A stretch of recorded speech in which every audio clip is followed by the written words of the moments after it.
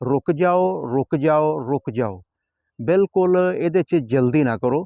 देखो बाज़ार ते नज़र रखो, डीपली समझो हर बंदे नूं कि ये जिहड़ा सटाकिया वा, ये माफिया वा, ये क्यों जमा इहनूं कर रहा वा। देखो जिहड़े बंदे मकई लै रहे सीगे वो मकई छड्ड के गंदम वाले पासे क्यों आ गए है। जानवरां दी फीड च इस्तेमाल हुंदी है मकई भी, गंदम भी, और मकई की उन्होंने शरह घटा दी आ, गंदम की उन्होंने वधा दी है कि गंदम सस्ती आ, मकई महंगी है। तो इत्थे थोड़ा जिहा सोचण का मुकाम आ, देखण का मुकाम आ। ज़िलाबंदी खत्म, सूबाबंदी खत्म, फिर 25% का जिहड़ा हुक्मनामा जारी होया ना कि जिहड़ी फ्लोर मिल्लां नूं कहा गया, सख्ती नाल जिहड़ी मीटिंग हुई आ, पास हुई आ, नोटिफिकेशन होया कि 25% तुसीं खरीदनी है।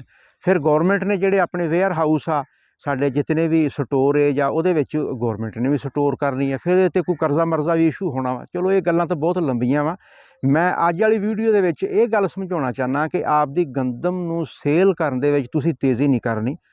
देखो मार्केट दे विच स्ट्रैस आया होया वा, दबाਅ आया होया वा, फसल ज़्यादा वा, खरीदण वाले बंदे घट आ, औणे पौणे वो खरीद रहे हैं।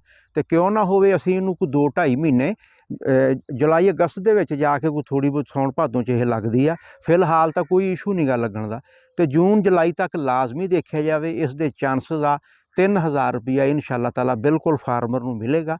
तो ये विच तुसीं समझो कि जिहड़े बंदे मकई नूं खरीद रहे सी, जिहड़ियां कंपनियां, काफ़ी सारियां कंपनियां, जिस तरह जदीद फीड आया, काफ़ी साडियां जिहड़ियां ना ये कंपनियां वो मकई नूं खरीददियां सीगियां, ते हुण वो धड़ा धड़ गंदम वाले पासे आ गईयां वा, गंदम नूं खरीद रहीआं वा। जो ही थोड़ा जिहा गैप आएगा, स्पेसिंग आएगी, तो इसका रेट बिल्कुल बेहतर बन जाएगा। तो जिमीदार भी जिहड़े आ ना, उन्हां नूं मेरा पैगाम आ, वो भी सियाणे हो जाओ।